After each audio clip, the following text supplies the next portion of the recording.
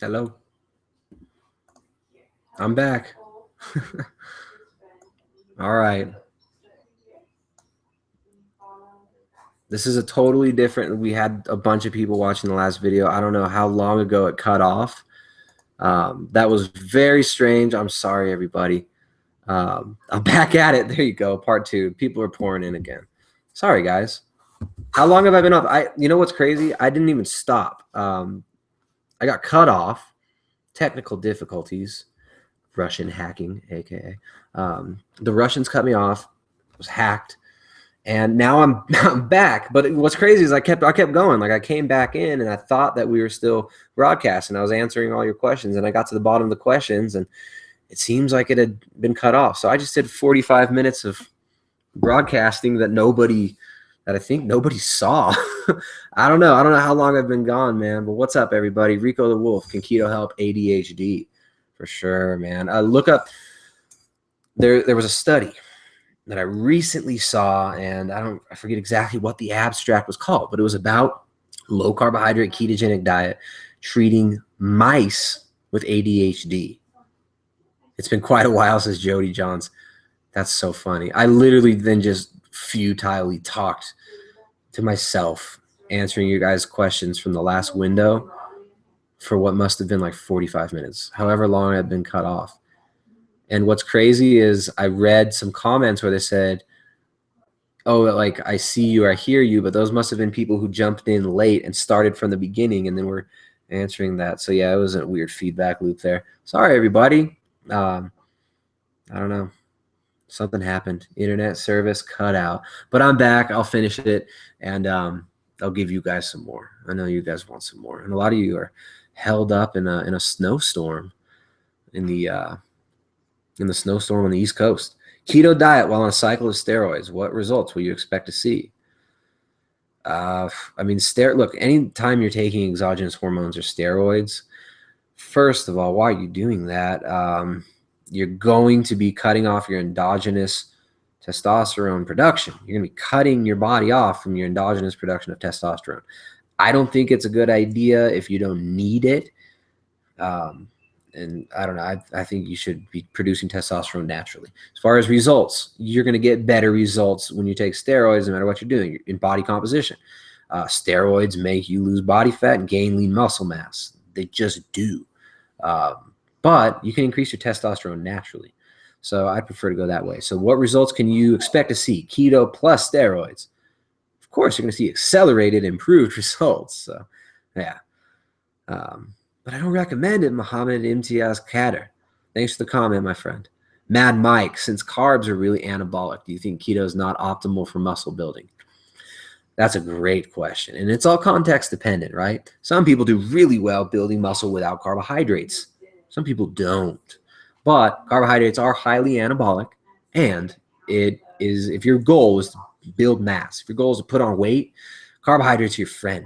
Don't be afraid of carbohydrates. If you prefer to be in ketosis like me, you're not worried about putting on lean muscle mass like me, if you're happy with the amount of lean muscle mass you have, or even don't mind losing some lean muscle mass. I'm not saying keto is going to make you lose lean muscle mass. I'm just saying in my situation, there have been times where it was like I felt too heavy, like 165 pounds, almost 170 pounds. Of course, that wasn't all pure muscle mass. Gained some body fat with that as well, which when you're bulking and putting on lean muscle mass, you will gain some body fat too. So don't expect just to gain only muscle or, gain a bunch of muscle and lose body fat. While it's possible and on a good program, you should be able to do it. Long term, for most people, if you're trying to put on mass, don't worry about adding a little bit of fat mass too. So yeah, carbs are your friend if that's your goal. Carbs are great for putting on mass. They're highly anabolic. Very, very good. But you know what else is anabolic? Cholesterol. Cholesterol can be very, very beneficial. You need cholesterol to create testosterone. You need saturated fat to create testosterone. So eating a lot of cholesterol is also going to be beneficial for lean muscle mass building. So if you're trying to build lean muscle mass, don't skip on the cholesterol and don't skip on the carbs. But if you're trying to do it healthily, you kind of want to find a nice, happy medium balance and don't go too nuts. Frankie says, if I'm doing a 24-hour fast, will I lose much muscle?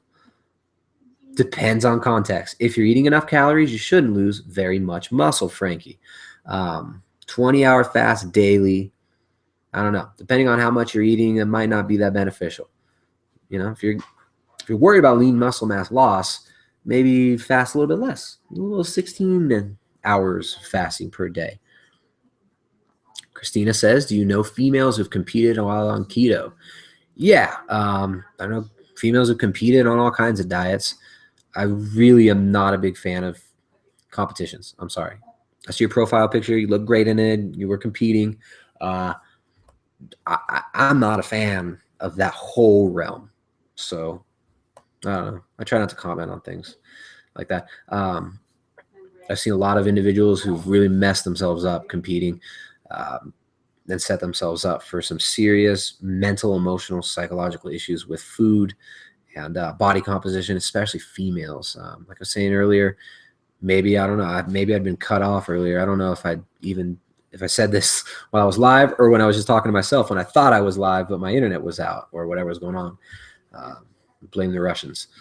But yeah, I was talking to somebody and they were talking about abs, woman looking for abs. Look, when you competed, did you really feel good? Like when you were on stage, did you feel like after competing, did your body feel healthy? Most women would say no. Maybe in some cases they felt good, but I don't think it's a good long-term strategy. I'm not into the fitness competitions. First of all, you're paying to go compete in this. It's not like you're like, oh, I'm a professional athlete now. I'm a fitness competition. No, you're paying your own money to go up there, grease yourself up, and stand in front of people and pose and show off. I'm not a big fan. I'm so sorry. It sounds like I'm being judgmental. I'm not being judgmental of you. I understand that it can be fun. It's the goal. It's the fitness lifestyle people are into. It's just not my thing. So yeah, I do not coach clients that are competing. I'll coach former competitors. I'll coach people who want to compete, but I'm not going to get you in contest condition. I won't do it. Dean Yu says, I've been doing keto for months due to epilepsy. Awesome. Right on, man. Or woman. Dean could be a female name. That's great. How cool is that you're able to maintain homeostasis in the brain using diet? I think that's amazing. It's a huge blessing, and congratulations to you, and hope everything goes well for you. How do you feel about bananas on keto? No bananas on keto. Not going to work. Don't eat bananas if you're on keto. Have you ever drank mate tea? Of course. Drink mate tea. All right, let's see. The best ultramarathon woman in the world is on a fat-adapted diet. Nikki Kimball, she ran 274 miles rather, in 5 days. Wow, that's crazy. 274 miles. Whew. That's insane. What drives somebody to want to run 274 miles? What's the process even to building up to that level of extreme endurance athleticism? That's wild. I'm not a fan of endurance athletics. I don't follow it, but hey, I'm human achievement I am a fan of, and the human spirit I am a fan of. That's cool. That's awesome. I want to start a low carb, possibly keto, but I'm worried about nutrients and I'll miss on some food sources. What are some low carb powerhouse food that contains vitamins, minerals, phytonutrients, etc.? I added some words there just to make sense to the audience. So, nutrient dense foods, bang for your buck. Look, eggs are a great food. Fish, sardines, wild caught salmon, things like that, fantastic food. But also you want to include organ meats. As far as getting the nutrient density, getting things like vitamin A, fat-soluble vitamins like vitamin D, vitamin K2. These are really good. You're going to get these in things like organ meats. Liver is a fantastic food. One of the best foods in the world, I would say. And I'll just hit on liver, for instance. I talked about liver in the first half, which is now a different video.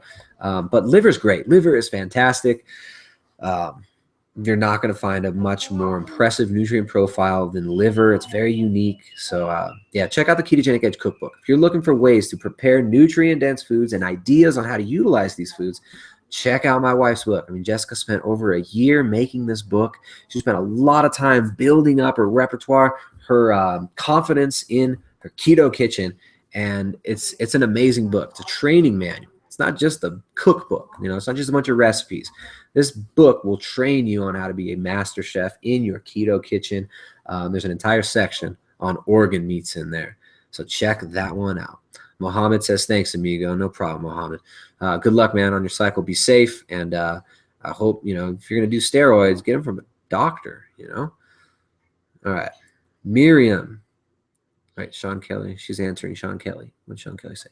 Oh, he's asking about greens. Look, I'm talking about fat-soluble vitamins. But yeah, of course, nutrient density from greens. I mean, you need to get in potassium. One of the best sources of potassium you're going to find is the avocado.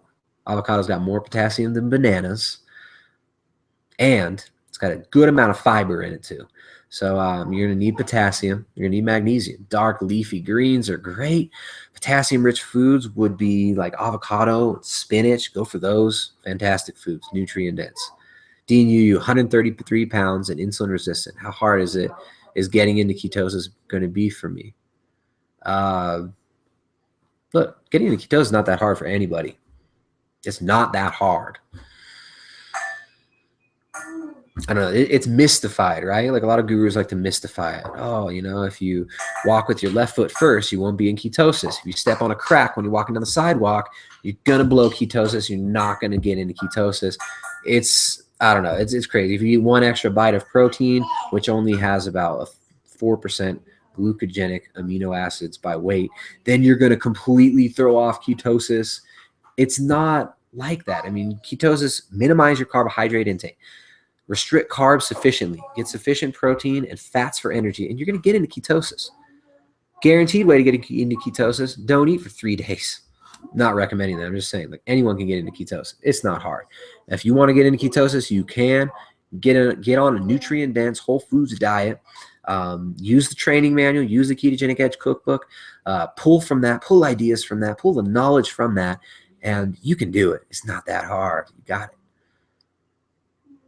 Christina says, I felt like crap before competing in the past. That's why I want to try it while on keto and keep it healthy. Right on, Christina. Look, even on keto, you're not going to feel good. It's not a healthy thing for a female, for a woman. I'm sorry. You've worked hard at what you're doing. You got great physique. You've achieved something fantastic, obviously. It was hard what you did. But look, what are you getting out of it? Really? Like, what are you getting out of it? All of that suffering. The like starving yourself into it to get on stage.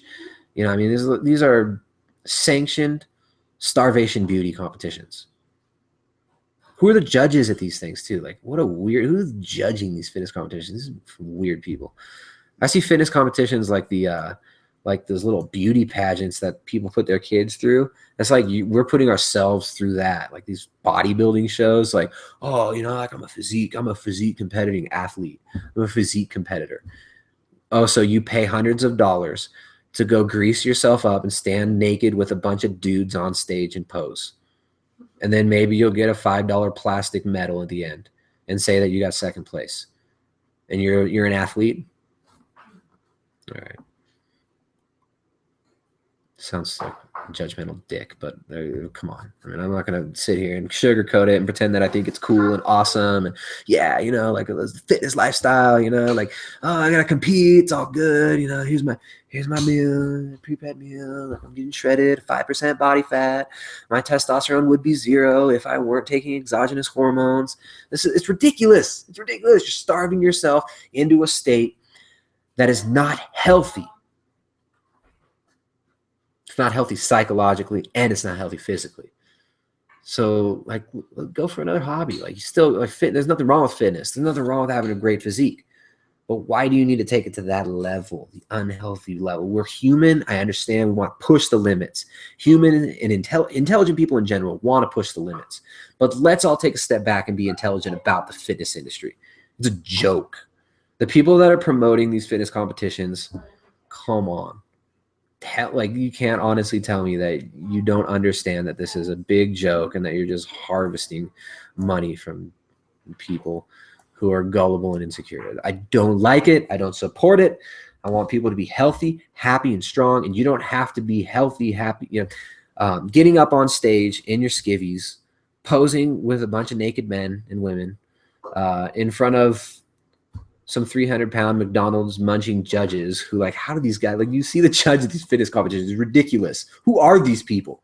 That's not going to make you happy long-term. So let's find other ways to go about it. Like you can look great, you can get fit, you can be pretty ripped too as a woman and be healthy. But like straight up six-pack striations and stuff like that, you want striated glutes as a woman, hey, that's not womanly to me.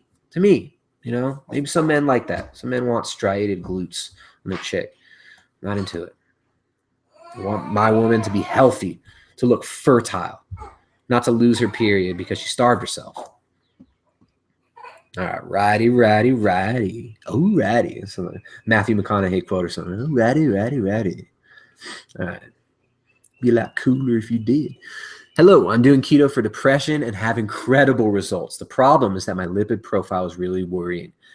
Okay, look deeper into the cholesterol thing, your lipid profile, right? So you're doing it for depression. You're probably losing a significant amount of body fat. Your inflammation is probably down. The fact that your depression is improving shows you that inflammation in the brain, in the gut, is decreasing, and you're feeling better and you're performing better. This is amazing and it's awesome. Now, then you go to your doctor, he tells you, oh, your LDL is high. First of all, they're not looking at the size of LDL particles. Second of all, did your HDL go up? That's great. Also, if you're losing body fat, if you're currently losing body fat, your triglycerides and your LDL will probably be up higher.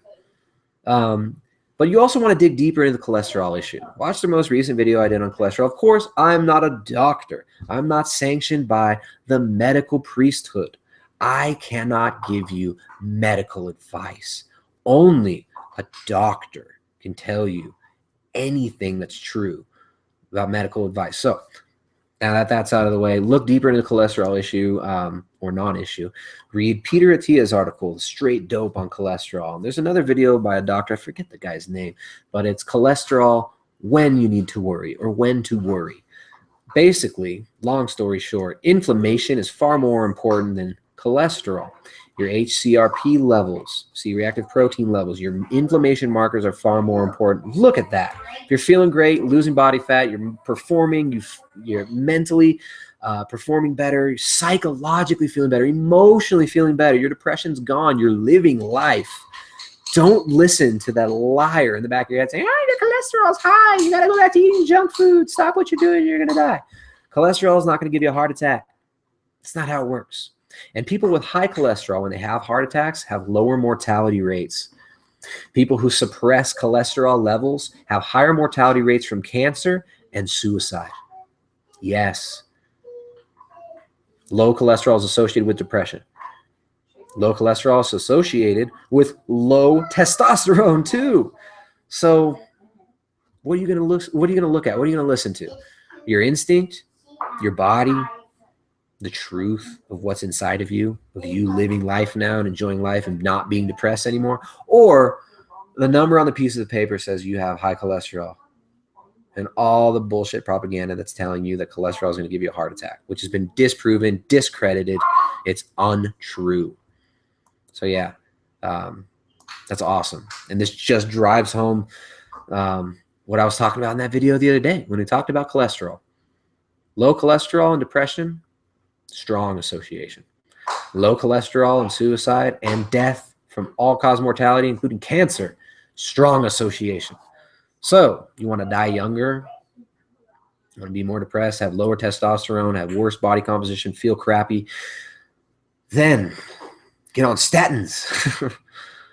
Make lots of money, billions of dollars on Lipitor, billions and billions of dollars harvested from suffering individuals. It upsets me if you haven't noticed. All right. What are some of your favorite kettlebell workouts? Good question. Kettlebell. I like one-arm kettlebell swings a lot. You know, switching. I love kettlebell swings, one-arm kettlebell swings. Also, walking one-arm kettlebell swings. Anything with like dynamic movement. I like slam balls too. Just getting like a 45-pound ball, throwing it up in the air and slamming it down. Got one over there. Yeah, kettlebells are great, but yeah, kettlebell, one-arm kettlebell swing, walking one-arm kettlebell swing, stagger step one-arm kettlebell swing. Really like it, just moving around with it. throwing it around, moving around, feeling gravity move, working at different angles. I like it quite a bit. I actually haven't touched my kettlebells in a few days. I gotta get back on it again. Makes me I get a nice high from it. It's awesome. But I've been very busy lately and have not. Of course, I could have made time, but got 2 kids around and got a job, running a business, and it's being a little bit more busy. I have deficiency vitamin D because of keto. No, you don't have. What are you talking about? That's ridiculous. You don't have a deficiency in vitamin D because of keto. You have a deficiency in vitamin D because you're not in the sun. Go in the sun. Keto foods have lots of vitamin D. You know what keto food has a lot of vitamin D? Liver. Eat some liver. Get some liver in. Cod livers are great. You're not vitamin D deficient because you're on keto. That's ridiculous. Okay. I'm just starting day 4. I hear people say that they feel bad when they mess up with food and come out of ketosis. How do you know when you come out of ketosis? Okay, there you go. How do you know when you come out of ketosis? There's many different ways. If you want to quantify scientifically, the only way to really know is beta hydroxybutyrate levels in the blood. It's the only thing that you can measure to know that you're in ketosis is your blood ketones. But that's not necessary. If you're eating keto, if you're adapting to it, you're feeling good, you got good cognition. If you eat off plan, you'll feel it. If you eat off plan, if you eat a bunch of sugar, if you go eat some ice cream, you're probably not going to feel that great. But you'll get back into keto in a couple of days and you'll feel fine. So, yeah. Could you touch on how you know you're in ketosis when you're just starting? Just talked about that. If you want to quantify it, the only way to quantify it, truly quantify it, is going to be a blood ketone meter. So you'd have to get like a, what's it called? A Freestyle Extra blood glucose meter, blood glucometer, and buy the ketone strips, which cost about $5 a piece. Then you have to measure your ketones and see if you're in ketosis. Anything above 0.5 is ketosis. And you don't want to measure right after a meal because even if you eat keto foods, for the most part, you're not going to be in ketosis right after the meal. So measure at least 2 hours, 3 hours after a meal fasted, and you'll be able to tell if you're in ketosis. But you don't need to do that. If you eat keto, if you cut your carbs low enough and you're not eating astronomical amounts of protein to where you're oxidizing protein for energy, you're going to get into ketosis. Okay. If you didn't have avocados, what foods would you add more of in your diet to make up for them? If I didn't have avocados, well, there's no food that's going to match like the texture. The avocado is so unique. I mean, are you talking about nutritionally? Are you talking about taste and mouthfeel? If you're looking for potassium, spinach is a decent source of potassium. So you can go for some spinach if you can't get potassium from avocados.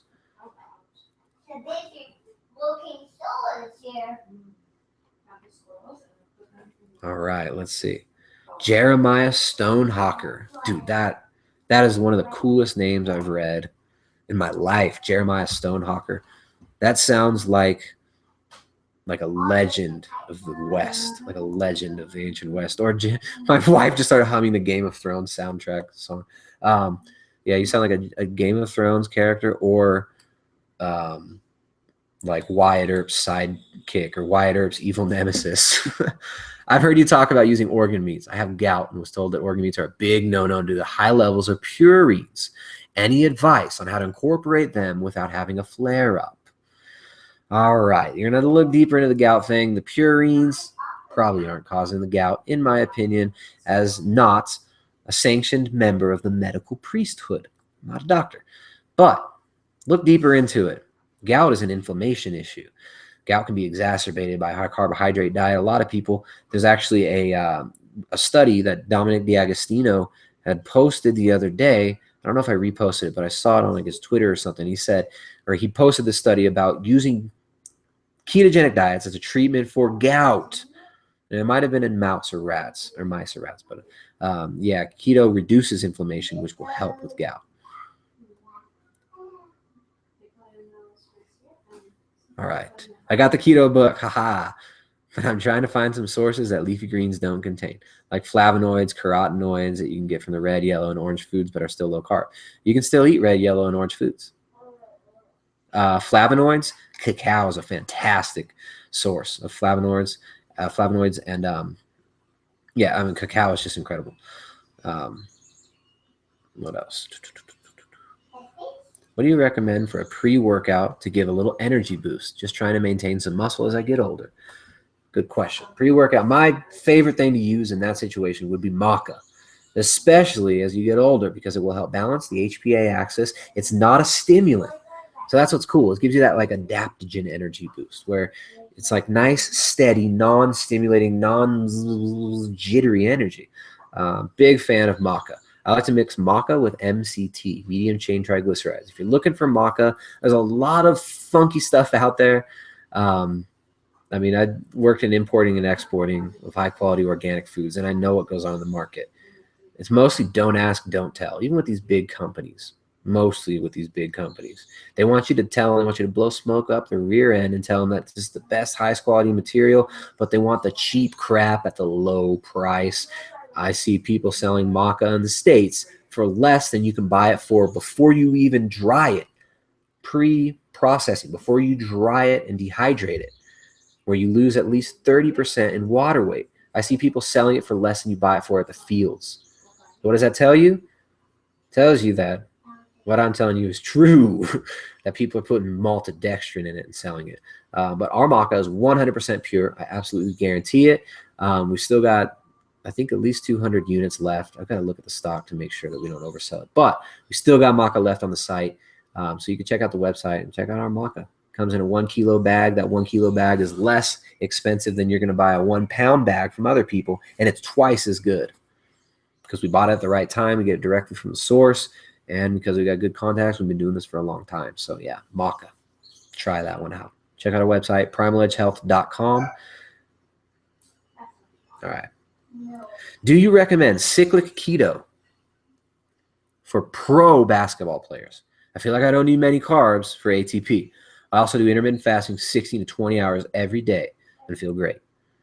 There you go. That's the only situation in which I would recommend more of a cyclic approach. Or before your game, 1 hour to 45 minutes before, taking in 20, 30 grams of carb, and then even doing some intra-game carbohydrate. I prefer to use whole food sources. Like maca would be a fantastic one. You take 2 tablespoons of maca, you get about 18 grams of carbs. And maca, you can eat more than just the recommended dose of. It's a food. So something like that would be beneficial to you in your context as a professional athlete. A cyclical ketogenic diet would work, but not like the silly cyclical, this is my carb day, you got to do a carb day. Not like that. Don't do the carb day, carb night, or whatever thing. Do a ketogenic diet. Give yourself sufficient fat, but around your training, increase your carbohydrates by, depending on your size, 30 to 50 grams, and depending on the output, and experiment. Start out with like 20 grams of carbs before a heavy session, and then maybe halftime, take another 20 grams, and experiment with that. You're not going to need as many carbs as you once thought you did, and you're going to be very good at utilizing them. It's going to get soaked up right away, and you'll be able to get that explosive power that you need as a professional basketball player, Zoran. Great question. Good luck with your endeavors in the sport, and thanks for watching. Christina B, who I was talking with about the competitions, says LMAO. Okay, I hear you. Yeah, I mean, I'm not denigrating your achievements there. It's great, but look, do it for you. If you're doing it for you, what's the stage for? The stage that you pay to be on. What's it for? All right, good job, Christina. I'm glad you understand. I'm not attacking you. It's like it's this industry. It's absurd. How many millions of dollars get spent on these dumb pageants? It's ridiculous. These fitness competitions, sanctioned eating disorder competitions. I so wish there comes a day when insurance will pay for the particle size of cholesterol. Yeah, Abby. I so wish there comes a day when there will be sanity about the whole cholesterol issue. I so wish there comes a day when there will be sanity about a lot of things in the world. But thus is the world, peace comes within. Your own connection to life, your own connection to a higher power, your own connection to God. That's where peace comes from. Not from the world, not from governments, not from your friends, not from the approval of others, not from prancing around on a stage, not from how you look, not from how you smell, what color your shell is. None of that matters. It's about the peace that you carry within, and what do you do with it, and why do you do that with it? What's your intention? What's your truth? What are you living? What are you really doing? Your thoughts on fasted morning workouts and having breakfast after the workout? Totally fine. If it feels good, if it works for you, do it. And of course, in some cases, it might not be the best idea, but hey, you've been doing it, totally fine. It's all about context, guys. Is it possible to take some potassium pills? Sure. Yeah. What would I recommend? I don't know, potassium citrate. You can get potassium citrate bulk powder. That can be useful. Potassium pills. I'd rather do the bulk powder, potassium citrate. Lynette says, I want to know about fasted workouts as well. I'm insulin resistant. Are fasted workouts good, or does the rise in cortisol negate the benefit of fasted workouts? Cortisol is not bad. So here's the thing. Like, we demonize these things, right? Like, people get on, they learn a word, right? They learn that it triggers people. So like, you might have some fitness guru and they're learning about something, and they get like a real basic knowledge about hormones. So then cortisol. Well, cortisol's bad. You know, cortisol is going to kill you. If your cortisol's too high, you're going to die. Like this, and they freak you out about cortisol. Cortisol is going to jump if you don't eat right away in the morning. Yeah, eating in the morning will blunt that cortisol, and it's good to keep it relatively low. You don't want elevated cortisol or inverted cortisol all the time. You don't want elevated cortisol throughout the day. But cortisol naturally rises during exercise. You need it to release free fatty acids, to release, what is this? You need cortisol. It's good. It's natural. It's part of the normal hormone rhythm. If you got major issues and you feel crappy by doing these fasted workouts and it's crashing you, then in that case, of course, it's not going to be optimal for you. But it's all about context. So if you're worried about it, just eat before the workout. Doing the fasted workout is not going to give you magical, better results long term. It won't. Energy balance still matters. Of course, nutrient timing can be really important. People who eat later in the day lose less body fat than people who eat earlier in the day. So, eating early in the day in that situation, maybe it's better. It's all about your individual context and what works for you. All right. How far / close to keto does that put you? Wait, what? Oh, we got people who are talking to each other. Okay, sorry. Victor says, Tristan, I've been following you for 2 months. Last Sunday, I started keto. Feeling kind of different. Today, I feel dizzy. My potassium is about 1,000 milligrams. My magnesium is more than 500 milligrams. Feeling kind of dizzy. Hey, what about sodium, man? Get that sodium in. Get at least 2 to 3 teaspoons of salt in per day. It will pass. It's just that initial adaptation. Give it a few days. It's going to pass. You're going to feel good. So keep on going, my friend. It's a normal thing. It's a normal cycle of getting into ketosis. Can I eat goji berries? Been in ketosis for 8 weeks. Greetings from Holland. Look, the dried goji berries, you're going to want to avoid like dried fruits. They're just very sugar dense. Maybe if you got like fresh goji berries, like in a reasonable amount, should be fine. Reasonable amount of berries should be fine. Will smoking weed keep me from keto adapting? JP. Smoking weed will not keep you from keto adapting. In fact, you know what? Cannabis, smoking cannabis lowers blood sugar. So I guess like people who are really into smoking weed maybe even say that it would assist in ketosis because it's going to keep your blood sugar lower. Abby says, I love this site that I'll share. You can just advertising some other site. Don't do that here. Come on. Tristan, what fish have the least amount of mercury, do you think? Is it as bad as they tell us to eat fish all the time? No, it's not as bad as you're told to eat fish all the time. And in fact, you're probably more at risk of too little seafood consumption than too much seafood consumption. Fish is fine. I really like sardines, mackerel, but to look deeper into it, there's iodine and selenium. High levels of iodine and selenium contained in seafood. Selenium and iodine will bind up and remove heavy metals from the body. So right there, packaged in it with the DHA that we need for the brain, for your mitochondrial membranes, for creating a DC electric current in the body, you need that DHA. So don't avoid fish. Don't worry about the mercury. In my opinion, it's not an issue. There's a lot of information out there, a lot of conflicting information, I understand, but I used to be the same. I had mercury fillings removed in 2009, and it was hardcore. Even though supposedly they did it right, and I had the dam in, it was being sucked out, and the mercury filling removal, I had a lot of pain after that, joint pain, stuff like that. Just had some major issues from the mercury exposure. And seafood does not exacerbate this at all. I mean, this was years ago, of course. I feel much better now. And I'm very glad I got the mercury out of my mouth. Very, very grateful. I'm glad I did it. So, yeah, I mean, you're more at risk from dental amalgams than you are from eating mercury. What are the best resources for ketogenic diet and extra material for self-studying besides your channel, of course? All right, as far as like a resource for ketogenic diet, the number one resource that I would recommend, and this is a completely unbiased opinion, is going to be my wife's cookbook and training manual, the Ketogenic Edge Cookbook, a training manual for low carb, ketogenic, and paleo cuisine. That will give you a massively strong foundation in preparing keto foods. Get that book. You'll like it.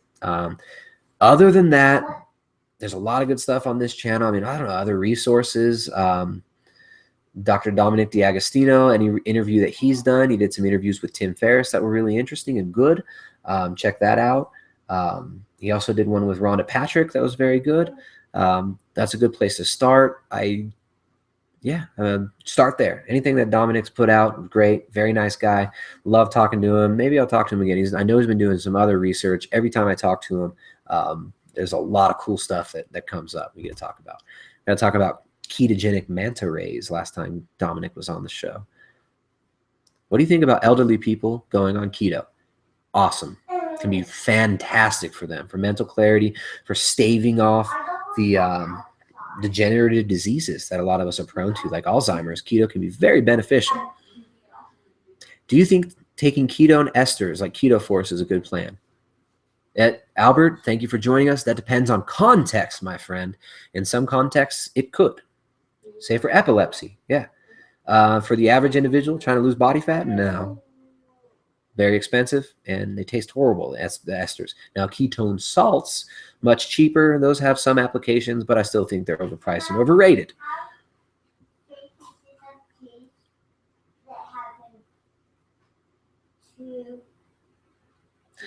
Dean is asking about statins. She wants her husband off statins, and he's been doing research, but his doctor insists he's on the statins. His doctor's making a nice cushy kickback by prescribing all these, and it's hard to get past that. It makes it a major cognitive dissonance when you're making money on something to actually see the truth behind what you're doing. It's not his fault. Don't blame the doctor. He's old school, she says. Find a new doctor, though. Find a doctor who knows what's up. All right. Abby says, I didn't mean that to advertise. Abby, I skimmed the comments. I was just trying to read it. I'm not offended. It's all good. Sometimes people come on and they're just like, I get comments all the time. I found this amazing keto diet plan, blah, blah. And then they'll put this, these are just like Chinese clickbank things. They steal somebody's content. And this even happened to me. Somebody tried to label an ebook with my name on it when it wasn't even mine and market it. And they sold copies. Like one of my clients bought this book. They were so happy with working with me, and they liked me so much they ended up buying this book that wasn't even written by me, and I got it taken down. Yeah, it's Russian hackers, man, everywhere. All right, Gavin Henley, what up from Ireland? How do you rate ketosis for high intensity training? Yeah, for high intensity training, ketosis, it's all about context, right? It's all about context. High intensity training, you can usually benefit from more carbohydrates, but you can still do high intensity training in keto also. When you start out, your intensity is going to drop. I'm all crooked from standing too long. Got to move around. We're going to wrap this up, guys. It's been a long time. I had a 45-minute break in between these two sessions, and when I was just thinking that I was still talking to you guys, but I wasn't. So, yeah, high intensity and keto, totally fine. You got to adapt, though. So in the beginning, your intensity is going to drop back. Your energy levels might drop. You might not be as intense, but the intensity will come back. Don't worry. Okay.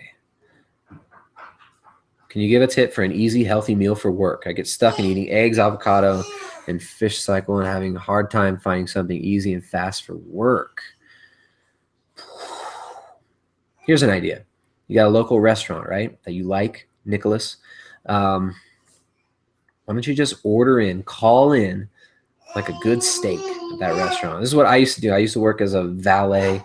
No, this is the other job. When I worked as a shuttle driver and a bellman at a hotel, I had contact with all these good restaurants, and I would always, a lot of the times, guests would want me to pick up food for them. So I would actually tell them, like, hey, you pick up food from these good restaurants, you send me out there. So then I had this little minivan. I was 17 years old.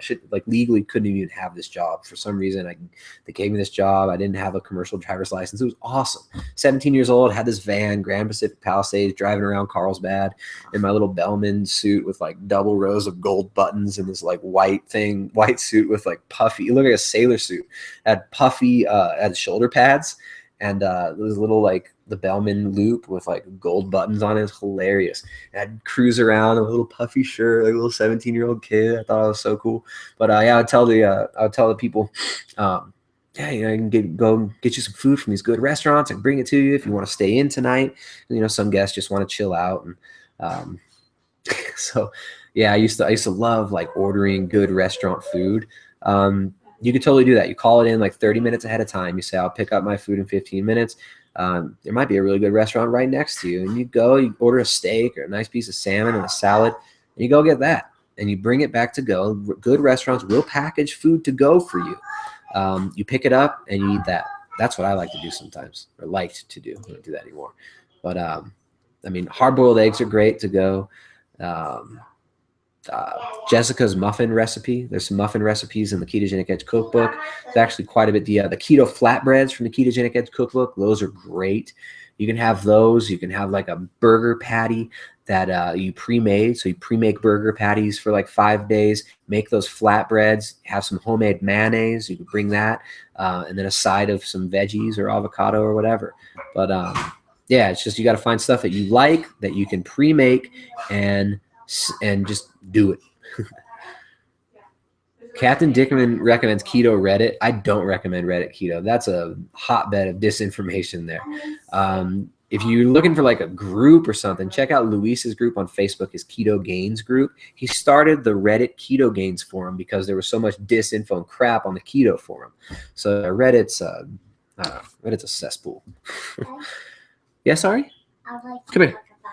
Okay, Ariana wants to talk about her food, guys. What's up? The food. These are people commenting right there. That's their words that they type. Yes. Go ahead. Okay. The food is peas. You could also do green beans. Peas and green beans. Those are good to go. What else? Yeah. Some soup that. Soup? Yes, soup. Soups can be good too. You got to warm it up though. Or it's cold at our house. You like cold soup? Or what? Thank you so much, Ariana. All right, so we'll do a couple more questions. I try to get to the bottom here. Felice Santoro, college student, eating the dining hall. Not too many options. What dining hall food? Oh man, the dining hall food. Eggs. I don't know. I'm just remembering when I was in my dining hall food, there was like, I would eat Captain Crunch and bagels with loads of cream cheese and just crap. Yeah, I don't know. It's hard. Dining hall, I feel for you, man.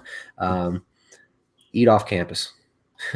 Make your own food. Buy eggs, stuff like that. Get a little mini fridge. All right. What's your take on the ketogenic diet for distance running? Jessica, great question. A ketogenic diet can be very, very beneficial for endurance athletes. Somebody was talking earlier about a woman who ran 274 miles on a ketogenic diet. That might have been when I was talking to myself and I got cut off and I thought I was talking to you guys. But yeah, I mean, keto for endurance athletes, do some research. There's lots of people getting very good benefits for endurance, like super marathon runners and stuff like that, running hundreds of miles. It's crazy. Nicholas, Sarah says, I make a giant pot of chicken soup and take some to work. There you go. Slow cooked meat, bone broth. Bring those with it. Could be great. All right, everybody. Thank you so much for joining. This has been a long session, and I got interrupted. And sorry for the interruption, guys. Thanks for everybody who joined in the second half. We had almost as many people watching the second half as we did the first half. So these are always so much fun. Thank you for supporting our channel, for enjoying our work. Make sure to like it, share it, comment down below if you've read or if you've watched this after the fact. We do put this up on iTunes and stuff like that, but we don't really do we haven't done the prescript, or what's it called? Description, one of those cryptions, encryption, subscription, perscription, merscription. We haven't put that much energy into really pushing it out in the podcast format, but a lot of people do listen to this on iTunes and stuff. So if you're listening on iTunes, give it a review if it's 5 stars, and share it with your friends, like it, and if you want to support our work, that will help. It does help. It helps boost the ratings. Make sure to like it and share it on YouTube as well. You share it on Facebook and social media with your friends. If you want to be informed about our next live hangout, make sure to sign up for our newsletter on the website, primaledgehealth.com. If you're looking for any of the things I mentioned, such as the cookbook, the Ketogenic Edge Cookbook, training manual for low-carb, ketogenic, and paleo cuisine by Jessica Haggard, with Tristan Haggard, written with Tristan Haggard, I got, because I helped her edit it, and because we do everything together, right? It's awesome. But that book is incredible. Massive resource right there. That will give you a great foundation for starting. So, get those nutrient-dense foods in. Incorporate some different things like organ meats. Branch out. Move past the bacon and eggs dogma. There's more to keto than bacon and eggs. There's more to keto than just bacon and eggs or being ripped. So, look, guys, I really appreciate you joining. Check out the cookbook. It's available exclusively at primaledgehealth.com. The maca is also available there. Thank you for joining. If you want to be informed, sign up for the newsletter, and we'll inform you before our next live hangout. This has been awesome. Thanks for joining us. I'll see you guys next time. Adios.